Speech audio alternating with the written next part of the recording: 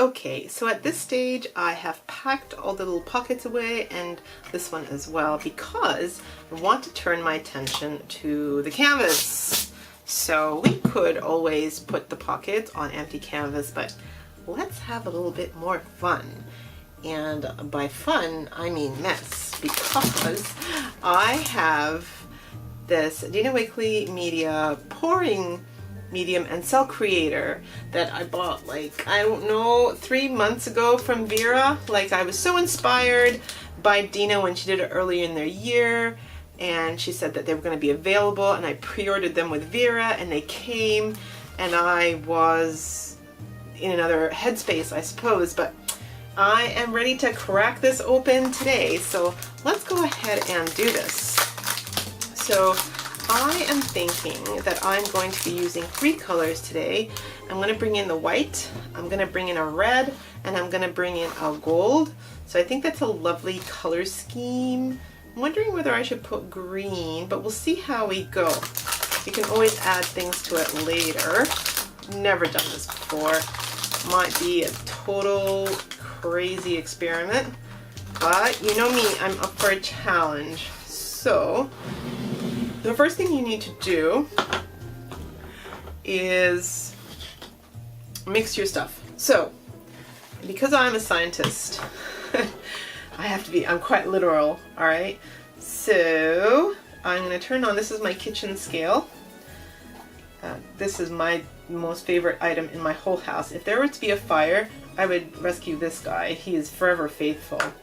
Okay, so I'm going to zero that, and what you're supposed to do is add 1 part of the paint. So I'm really glad that I'm using this because I've had this for forever. So I'm going to say that my 1 part is going to be 5 mils. I don't know if that's going to be enough because you're supposed to add 3 parts of this pouring medium. There's 118 mils in here, so 3 parts would be 15 mils.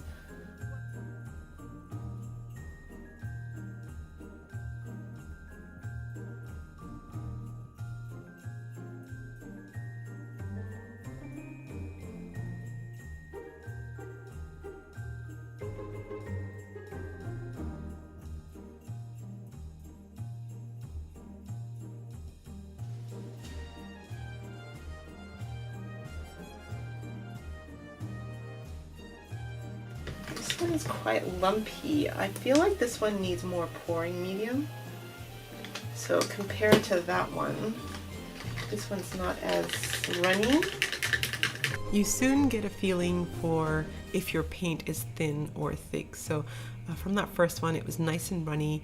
The white was not as runny, and the gold was definitely not as runny. So I ended up having to add more and more pouring medium, and then a few drops of the cell medium just to get a runny consistency. Now it's time to go ahead and do my acrylic pour. I started off by just adding a blob of the red, and then I remembered that you had to add all the colors on top of each other. I didn't want to do a dirty pour, which is adding all the colors in one and then tipping it. I thought that that didn't look appealing to me, so I wanted to do it this way, which was my way. So I started to do this to start off with, and it was just so thick. It should have been better than that. It should have been runnier than that. And then I started just pouring it all over the medium, and it was still too thick. And I started using my paintbrush and then a little bit of the spoon, and I'm thinking, I'm not painting an acrylic here. This is supposed to be a pour. This is supposed to be just allowing the paint to drip all over your canvas and allowing it all to mix and the cells to be formed. And I was making a terrible mess here. I had totally forgotten what I had watched earlier in the year, and I was just trying to make it cover the white canvas.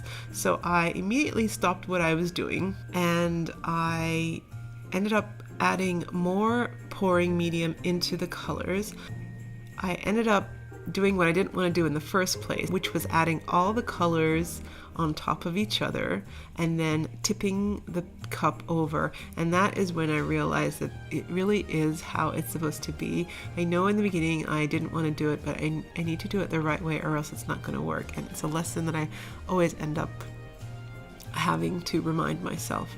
So what I did was I went to the other areas where I had just plopped the paint on, and I collected them all into a cup, added more pouring medium so it was a lot thinner, then I added a little bit of the cell maker, and then I started adding in the white and then the red, tipped the cup, and then once again just distributed the paint so that it would flow all over the canvas.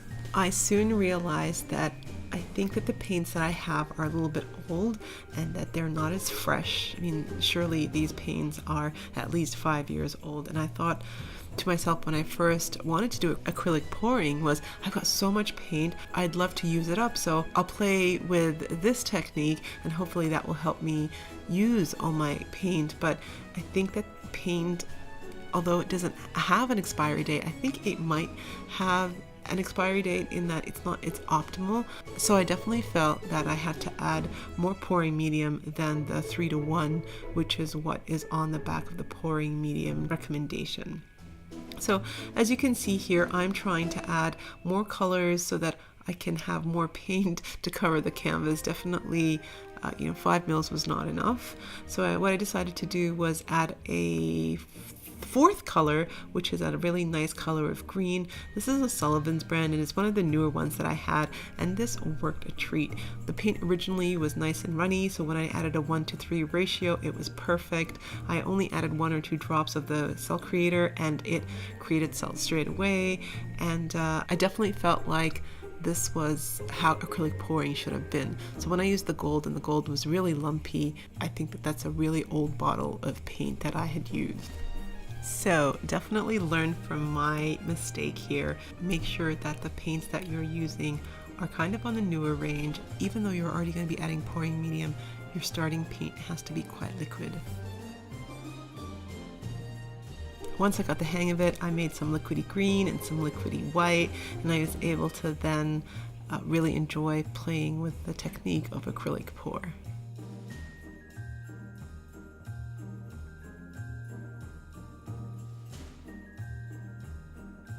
I gave it a good 24 hours to dry, and this is what I'm left with.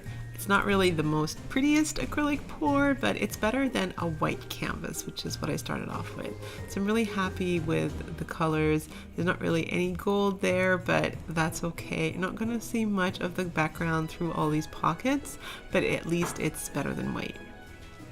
So the next thing I'm going to do here is I'm going to start gluing down everything. I have a ribbon up top there just to cover up some of the empty, and you can see on the side there that I was also watching a show. I've been watching Extreme Makeover lately. It's been really inspirational to see people change their lives. So yeah, that's what I watch, or that's what I listen to as I'm crafting sometimes these days. I grabbed some of the stickers from the sticker sheet from Santa's Workshop, and I put the letters Merry, and then I'm going to grab some of the ribbons from the kit as well as some of the ribbons from my stash, and I'm going to alternate the ribbons that I'm going to put on each of the pockets.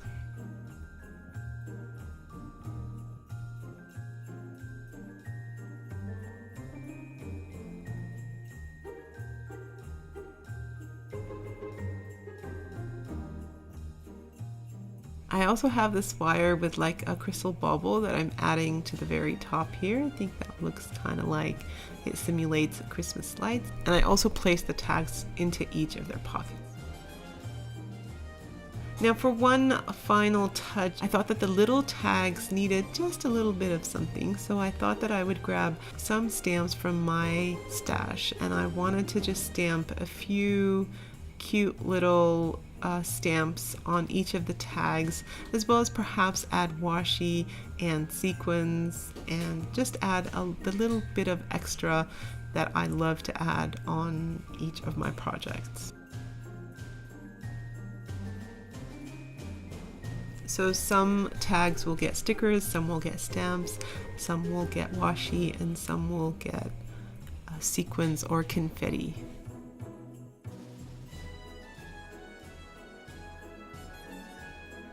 So there you have it. My advent calendar for good deeds is ready. I have to giggle because I'm going to remember that crazy acrylic pour every time I see this project. So that's kind of like a good memory.